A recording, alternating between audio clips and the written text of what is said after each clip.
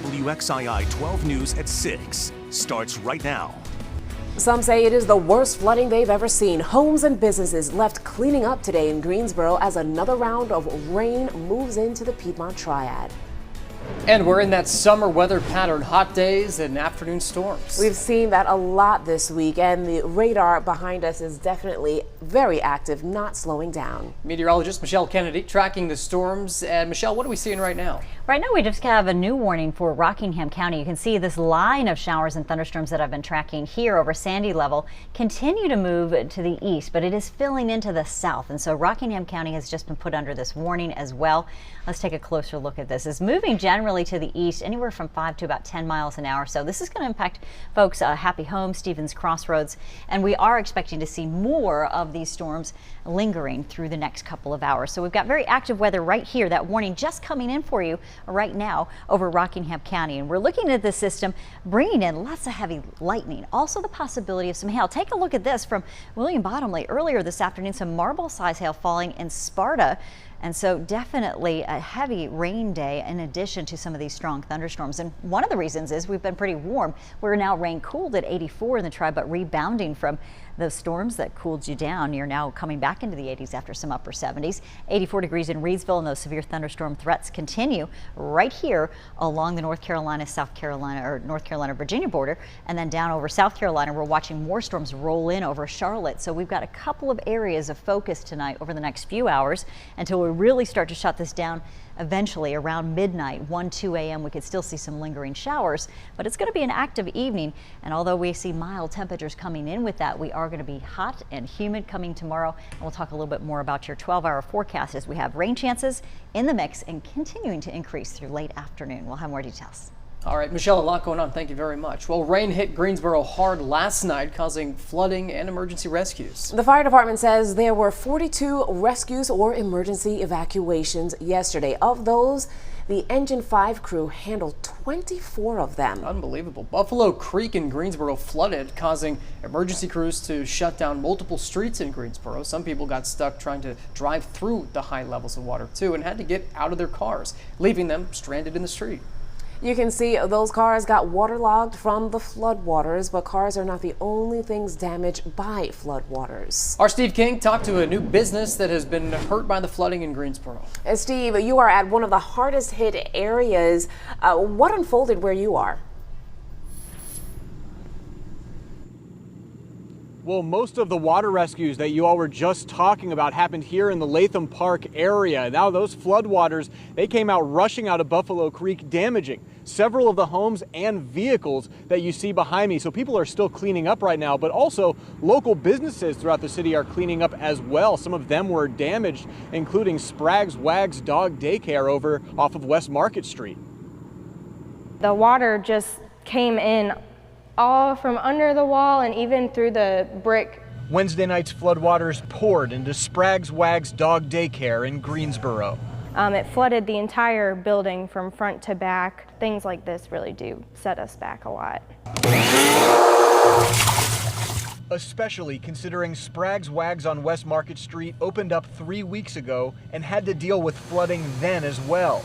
The business now is trying to hit the ground running through all of this. Yeah, it's definitely very disappointing to have something like this happen, especially when I'm just trying to start up and get new customers coming into the business. And then, you know, the fact that we have to close to clean up after the flood is, you know, a real big setback for us. As a small business owner, you know, there are a lot of hurdles, and this is just another one of them, but we will overcome it. You know, we're hopeful that things will pick up after this and we'll get, you know, some more business so that it can help us recover.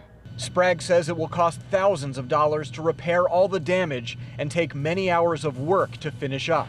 Now, as Sprague's works to reopen as soon as possible, she's trying to figure out how to keep floodwaters from rushing in next time there are heavy rains.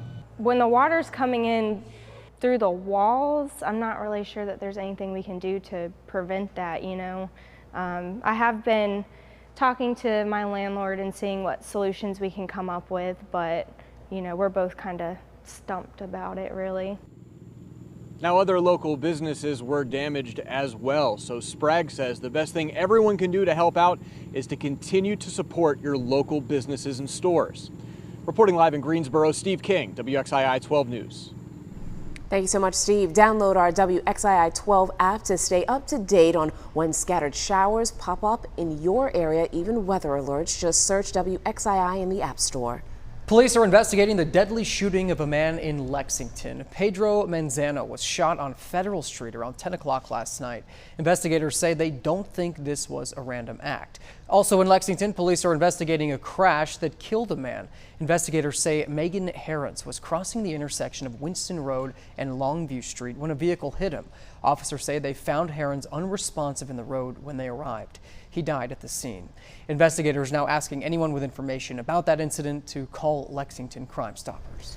A North Carolina-based gunmaker wants the Supreme Court to rule on its appeal regarding the unfortunate tragedy that happened at Sandy Hook. The Sandy Hook shooting. Remington Arms is based in Rockingham County. One of its rifles was used in the deadly attack on children and teachers. The company says that it's now appealing a Connecticut court ruling that reinstated a wrongful death lawsuit against it. Remington is citing a federal law that shields gunmakers in most cases from liability when their products are used in crimes. The Sandy Hook shooter killed 20 first graders and 6 educators at the school in 2012. A survivor and relatives of 9 victims sued the Madison Company. A man in Alamance County is now facing charges for burglary and assaulting a young girl. Police say this man right here, Brandon Oliver, broke into a home on Sylvan School Road and assaulted an 11-year-old girl. Oliver is now in the Alamance County Jail on a $150,000 bond.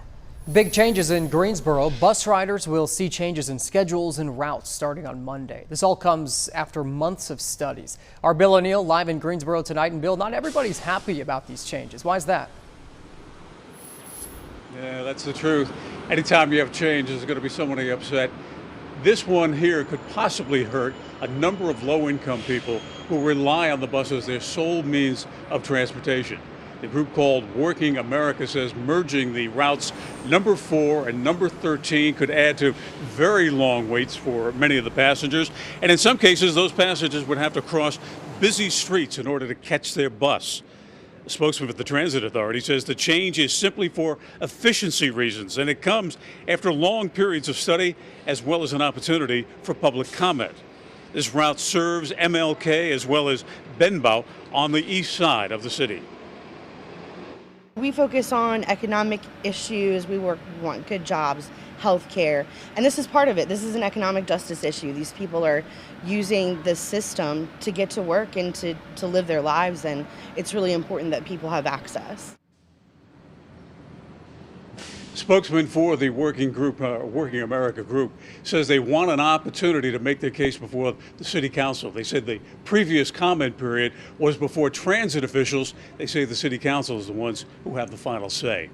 By the way, this Monday, free bus fare in Greensboro to kick off this new system. In Greensboro, I'm Bill O'Neill, WXII 12 News. Thank you, Bill. Today is the first day on the job for the new superintendent, or the new president, I should say, at Bennett College. Her name is Suzanne Walsh, and she's stepping in at a really critical time. The college met a fundraising goal earlier this year, but it's still trying to keep its accreditation because of financial concerns. The last president, Phyllis Dawkins, stepped down last month. Winston-Salem Forsyth County Schools, they are one step closer to hiring a new superintendent.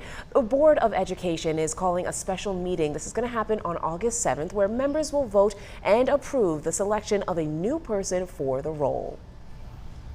A proposed school district split would not go through without approval from the state. High Point Mayor Jay Wagner brought up the idea of returning to a standalone city school system during a luncheon earlier this week. 3 school systems merged decades ago to create the current Guilford County school system. According to our partners at the High Point Enterprise, the General Assembly would have to authorize any changes. Then the City Council can decide whether to bring the plan to voters or approve it themselves. A man at the center of an absentee ballot fraud scandal is back in jail. McCrae Dallas turned himself into SBI agents today. He's been indicted on new charges, including perjury, obstruction of justice, as well as absentee ballot possession. Dallas is one of several people who surrendered today. He's accused of collecting absentee ballots that hadn't been properly completed by the voters. State officials ordered a new election in the 9th District. That's set for September 10th. It's going to be about 3 more weeks before the North Carolina Election Board debates new voting machines. The board is deciding whether to require the new machines to produce a paper printout to allow voters to read and confirm their votes. Now, there are 3 different companies with machines that could be sold in the state. More than 30 counties are under a lot of pressure because of a new state law that stops them from using their current touchscreen machines after this year. Members of the board are really concerned about election security. This deadlock comes one day after the chairman of the North Carolina Board of Elections resigned after an inappropriate joke about women. Republican Party officials unveiled the logo for next year's convention. It features Charlotte's iconic crown for the Queen City, along with the elephant, the symbol of the Republican Party. Party insiders in North Carolina are planning for this gathering, including volunteer recruitment. They are looking for about 8,000 people to come on down and pitch in to help out. The Republican National Convention will be held in the Spectrum Center next summer.